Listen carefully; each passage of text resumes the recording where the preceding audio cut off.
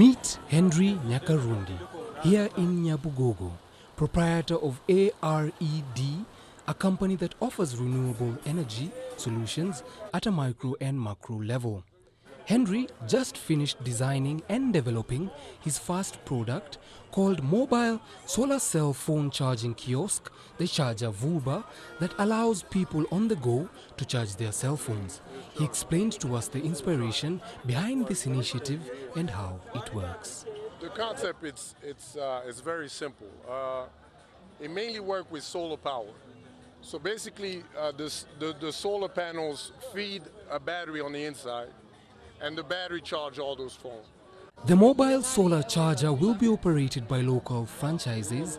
Each franchise will rent the unit and have the freedom to take the mobile charging unit to their customers. Target areas will be markets, bus stops, and other areas where people gather, both in urban and rural areas. So I left it like 30 minutes ago, and now I can see the battery is okay. And in case power is off, it can save all the situations. I'm going to try to see how this works, so let me try and see. I'm removing my phone. It actually is charging. Each franchisee will be required to enroll in ARED's high-quality training program before becoming an MSCC unit operator. Franchisees will learn how to operate the unit, manage customers, and maintenance of the unit.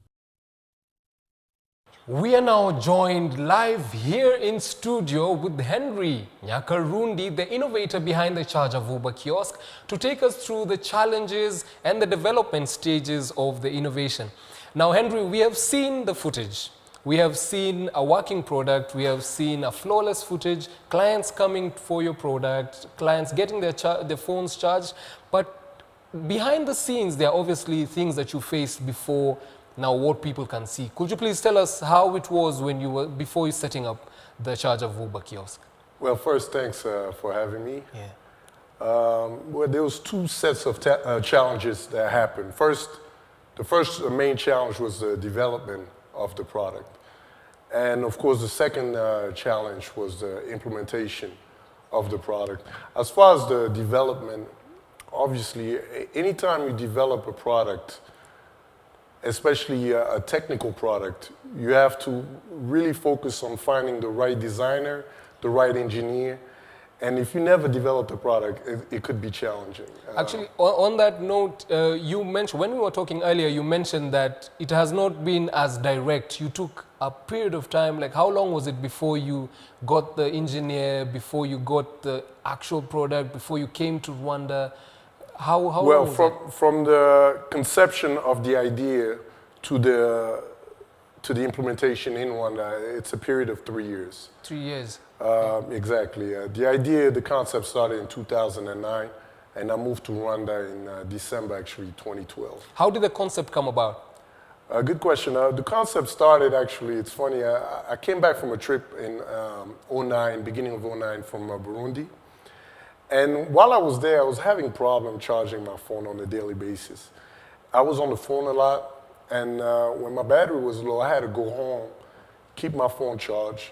So something told me there must be a better solution out there for that type of problem. So when I came back to the state, I started doing some research on what kind of solution there is out there for that type of issue. And I wanted something that has to do with renewable solution, using renewable energy, because that's really what my passion was. And after some research, I found out that most products out there are for individual usage, meaning you can only charge one phone at a time. The only commercial ones I found had to be connected to the grid, to the socket. So from there, I was like, since there's no other product out there that can, fulfill what I need, let me just create one. And it was one of those moments where, it was more of a challenge, because I do love to be challenged, than thinking have a business behind it. It was more of a challenge in the beginning. And the more I got into it, I saw the potential.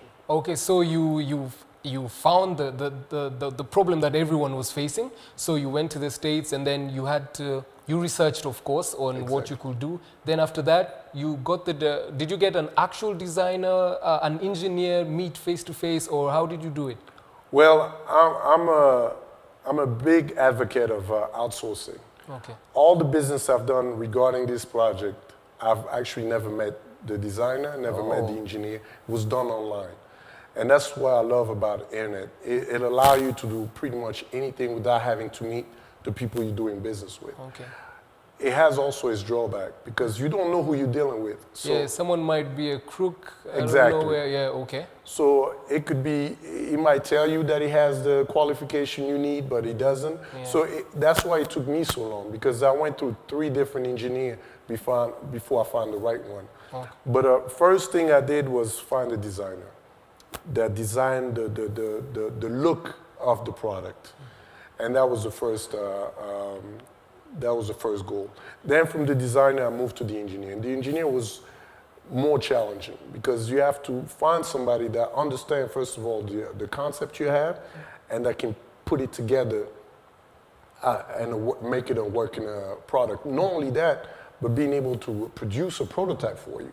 Because I'm not an engineer, so I don't know anything about engineering. Yeah. So I needed somebody that can design it, engineer it, and build the prototype. Okay, so now here's one thing that the viewers probably don't recognize. This charging kiosk has been implemented in different ways in other countries, yeah? In developed countries, like you find one in Asia, Europe, you know.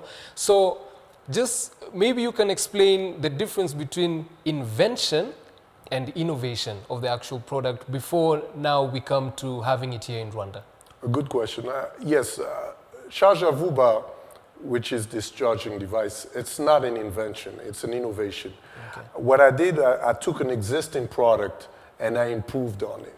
And I catered to a different customer base. So my customer base at the base of the pyramid. You know, there's 3 stages of the pyramid. It's at the base of the pyramid. People in villages, people in rural areas, etc.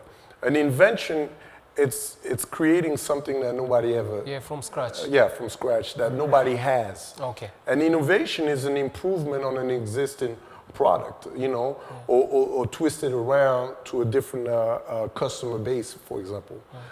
So that's the difference, the main difference between the two.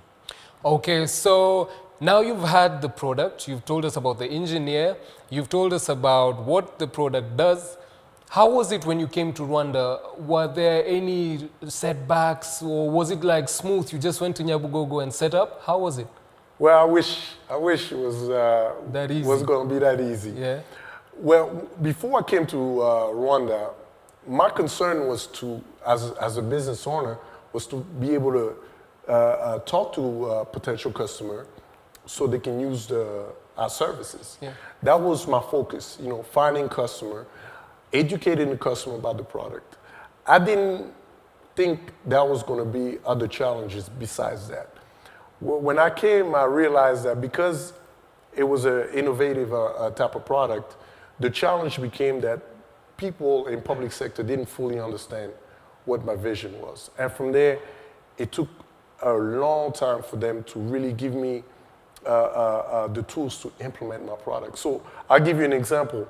From the time I came and registered my business to the time I brought the prototype in Nyabugogo. The actual charging in Nyabugogo. It took 3 months for the city of Kigali to give me a permission letter. And on that letter, they didn't give me full access. They gave me 1 month to test it. Like a test period. A test period. It took 3 months to get a 1 month test period. So I'm a little concerned how long it'll take to get a full scale. But it makes sense though. Like they have to make sure that you're going to be at least consistent, and it's not just an innovation that you're going to try and then go. Yeah.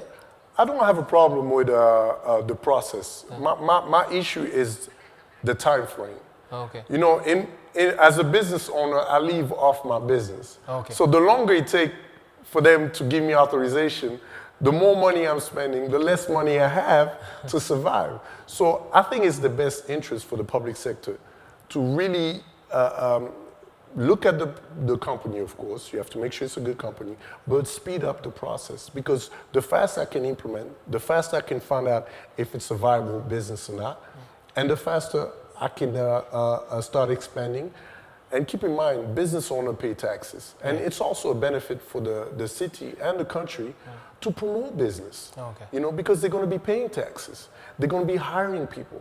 And especially in my business model, it's a micro-entrepreneur model. I'm not only bringing a product, I'm not just bringing an innovation, I'm actually bringing a whole model that will be promoting business. So it'll be a micro-franchise business model by promoting other young people to have their own business. All right, just hold that thought. Now, quite insightful information from Henry. Now, we're going for a short break, but when we come back, we look at the way forward for ARED and the charge of VUBA and a word to other entrepreneurs out there.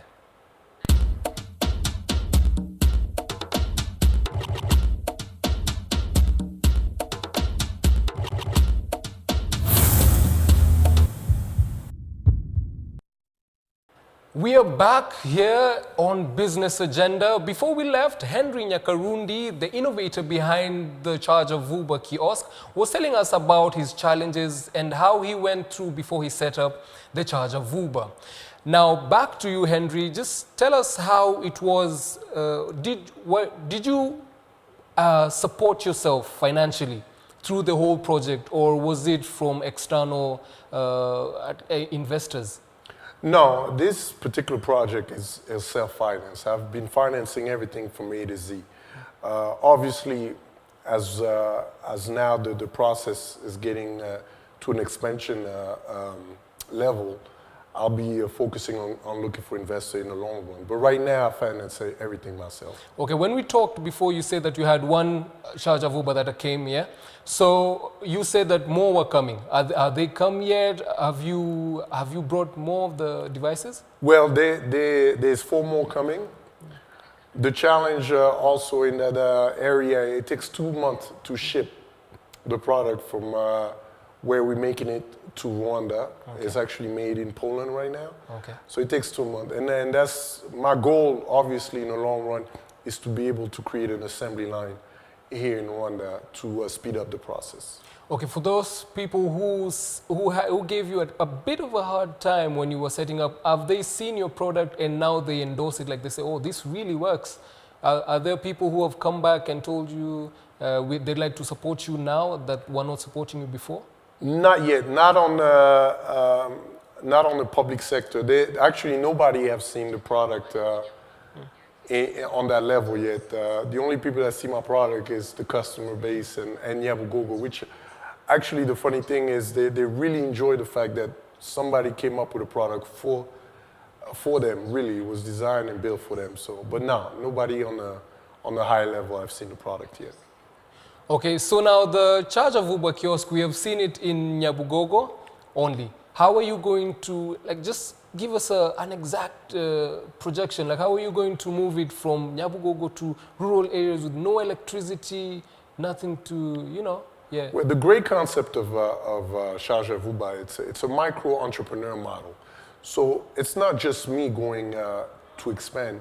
I'll be looking for other like-minded person that are business-minded, that want an opportunity to make any money, and that see the potential of Charge VUBA to make some type of income. And both of us will be able to expand on other parts. So basically what I mean is there's 4 machines coming by June.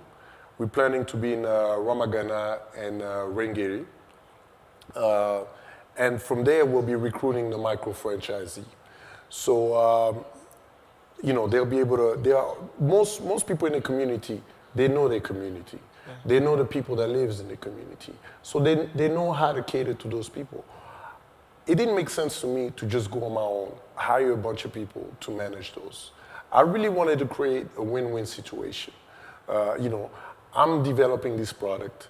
Why not find somebody that has the talent, the entrepreneur-minded, you know, and both of us can run this machine. And if we can have a bunch of those nationwide and outside this country, it's a win-win for everybody. Okay, so the Charge of VUBA also provides employment. Exactly. Yeah? Is it just anyone, you meet anyone and you tell them, can you help me run this, or how does it go? How do you go about it, and how is the process? Well, it's been interesting, the process. First, I was gonna, you know, talk to people. The funny thing is when I started in Nyabugogo, I did a small test, and I created an application to see how people responded to this machine, to this device. And in one day, I have 40 applicants. In one day, 40 people applied. They wanted a machine. So it's not a machine that people don't get. They got it the first day. They knew, and most of them want to bring them in their village, in their community, because there's a need for that product. You know, cell phone is about 50% of the population in Rwanda has a cell phone. Yeah. But less than 10% of the population has access to electricity. So they get it, you know. And I was reading an article where a lot of people in rural area have to actually walk miles To get to electricity. find a charging station, exactly, just to charge their cell phone. So it's a convenient product. It's a product that people get right quickly. And the great thing about this product is it's not just going to be charging. We'll be adding features on top of that. It's going to be like a one-stop shop for telecom customers. So you're going to have unions. People have to come in unions, not individuals. Corporates, SACCOs inside the villages, unions. How are you going to at least make sure people apply in the right manner, organized? Well, the number one thing we'll do is work with association. I've noticed one is very association-driven, which is very good. Okay. So the association, most people are known from the association. So when we go to a district, for example, we're going to be linked up with the association from that district, and we'll recruit from there. And actually, we just signed an MOU with the Youth Council of Rwanda that will be guiding us in each association based on which district we go into.